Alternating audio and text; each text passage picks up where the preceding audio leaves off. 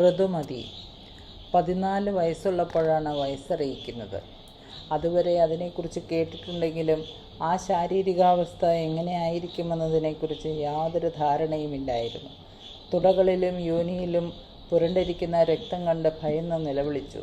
അന്നത്തെ ദിവസം ഞാനും കുട്ടിയമ്മയും മാത്രമായിരുന്നു വീട്ടിലുണ്ടായിരുന്നത്. കരച്ചിൽ കേട്ട് കുട്ടിയമ്മ ഓടിക്കിതച്ചെത്തിയപ്പോൾ മുറിക്കുള്ളിലിരുന്ന് ഭയന്ന് കരയുന്നതാണ് കണ്ടത്. എന്തോ മാരക അസുഖം ബാധിച്ചിരിക്കുന്നുവെന്ന പേടിയോടുകൂടിയാണ് കുട്ടിയമ്മയോട് കാര്യം അവതരിപ്പിച്ചത്. പറഞ്ഞത് കേട്ടതും കുട്ടിയമ്മ ചിരിച്ചു. "അതിന് നീ എന്തിനാ കരയുന്നത്? ഇതൊക്കെ എല്ലാ പെൺകുട്ടികൾക്കും ഉണ്ടാകുന്നതാണ്. നീ വലിയ പെണ്ണായിരിക്കുന്നു" എന്ന് പറഞ്ഞ് അവരെന്നെ കുളിമുറിയിലേക്ക് കൊണ്ടുപോയി. കുളിപ്പിച്ച് വസ്ത്രം മാറ്റി മുറിക്കുള്ളിൽ ഇരുത്തിയിട്ട് കുട്ടിയമ്മ പുറത്തേക്ക് പോയി. അല്പം കഴിഞ്ഞ് 2 കരിക്കും കുറച്ച് കദളിപ്പഴവുമായി കയറി വന്നിട്ട് കഴിക്കാൻ തന്നു. ഋതുമതിയായിരിക്കുന്നു എന്ന് മനസ്സിലായി. പിന്നീടുള്ള 7 ദിവസങ്ങളിലും പലഹാരങ്ങളും വസ്ത്രങ്ങളുമായി പല ബന്ധുക്കളും വന്നു. ആ ദിവസങ്ങളിലൊക്കെ വല്ലാത്ത അസ്വസ്ഥത തോന്നിയിരുന്നു. ബന്ധുക്കളുടെ സന്ദർശനങ്ങളും അവരുടെ ചോദ്യങ്ങളും തീരെ ഇഷ്ടപ്പെട്ടിരുന്നില്ല. അതുവരെ ഉണ്ടായിരുന്ന അവസ്ഥ മാറി ഒട്ടും പരിചിതമല്ലാത്ത മറ്റൊരു ലോകത്ത് എത്തിപ്പെട്ടതുപോലെ തോന്നി.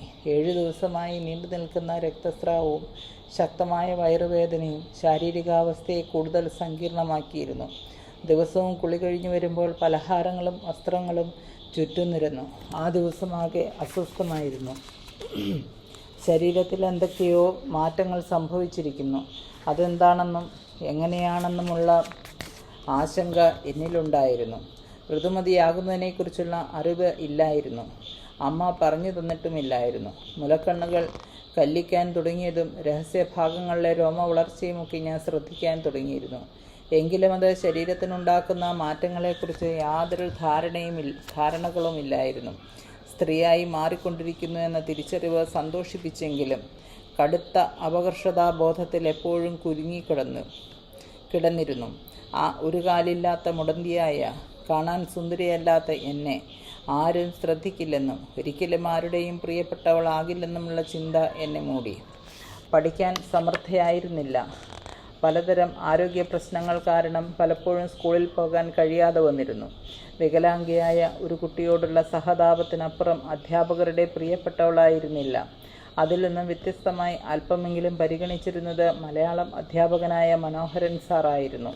കവിതകളോടുള്ള എൻ്റെ താല്പര്യം എങ്ങനെയോ മനസ്സിലാക്കിയ സാർ അക്കൊല്ലത്തെ യുവജനോത്സവത്തിന് കവിതാപാരായണത്തിന് എൻ്റെ പേര് ചേർക്കുകയും പങ്കെടുക്കാൻ നിർബന്ധിക്കുകയും ചെയ്തു. മനുഷ്യരെ ഭയമുള്ള എനിക്ക് സ്റ്റേജിൽ കയറാനുള്ള ധൈര്യമില്ലായിരുന്നു. എന്നാൽ മനോഹരൻ സാർ പകർന്നു തന്ന ധൈര്യത്തിൽ ആദ്യമായി സ്റ്റേജിൽ കയറി കവിത ചൊല്ലി. വയലാർ രാമവർമ്മയുടെ സത്യത്തിന് എത്ര വയസ്സായി എന്ന കവിതയായിരുന്നു. കവിത ചൊല്ലിക്കഴിഞ്ഞിറങ്ങി വന്നപ്പോൾ സാറ് വന്ന് തോളിൽ തട്ടിയിട്ട് പറഞ്ഞു, "വളരെ നന്നായിട്ടുണ്ട് മോളെ. നീ ഇത്ര നന്നായി പാടുമെന്നറിയില്ലായിരുന്നു. ഇനി മുതൽ എല്ലാ മത്സരങ്ങൾക്കും പങ്കെടുക്കണം കേട്ടോ."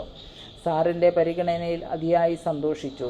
ആ കവിതാലാപനത്തിൽ 1ാം സമ്മാനവും കിട്ടി. ക്ലാസ്സിലെ ഏറ്റവും സുന്ദരി ലക്ഷ്മിയായിരുന്നു. അവളുടെ പിന്നാലെ ക്ലാസ്സിലെയും സ്കൂളിലെയും പല ആൺകുട്ടികളും നടക്കുന്നത് കാണുമ്പോൾ അവളോട് അസൂയ തോന്നുമായിരുന്നു. ഒരിക്കലും ആരും തിരിഞ്ഞു നോക്കില്ലെന്ന് വിശ്വസിച്ചു. ആരാലും പ്രണയിക്കപ്പെടാതെയും ചുംബിക്കപ്പെടാതെയും ജീവിക്കേണ്ടി വരുമെന്നുള്ള ചിന്ത നിരന്തരം അലട്ടി. വരും ഭാവിയിൽ ഒരിക്കൽ പോലും ഒരു നനവ് എത്തിനോക്കാൻ പോലും സാധ്യതയില്ലാത്ത വരണ്ട ഭൂമിയിലെ ഉണങ്ങിയ വേരുപോലെ പലതരം ചിന്തകൾക്കുമേൽ പടർന്നു കിടന്നു. പല രാത്രികളിലും പ്രണയിക്കപ്പെടാൻ ആഗ്രഹിക്കുന്ന എന്നിലെ പ്രണയിനിയായ പെൺകുട്ടി ഇറങ്ങി നടക്കാൻ തുടങ്ങി. എനിക്ക് പകരം പൂർണ്ണയായ ഒരു പെൺകുട്ടിയെ രൂപപ്പെടുത്തി അവളെ സങ്കല്പത്തിലെ സുന്ദരിയാക്കി. അപൂർണയായ എന്നിലേക്ക് തിരിച്ചു വരാനാവാത്ത വിധം അവളാകണമെന്ന് ആഗ്രഹിച്ചു. പക്ഷേ തൊട്ടടുത്ത നിമിഷത്തിൽ തന്നെ നിരാശയുടെ പടുകുഴിയിലേക്ക് വീണു. ഒരാൺകുട്ടിയാൽ പ്രണയിക്കപ്പെടണം.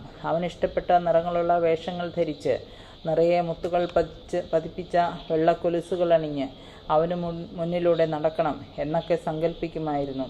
ആ സങ്കല്പങ്ങളിൽ നിന്നും യഥാർത്ഥ ജീവിതത്തിലേക്ക് ഒരു നൂൽവഴി മാത്രമാണുള്ളത്.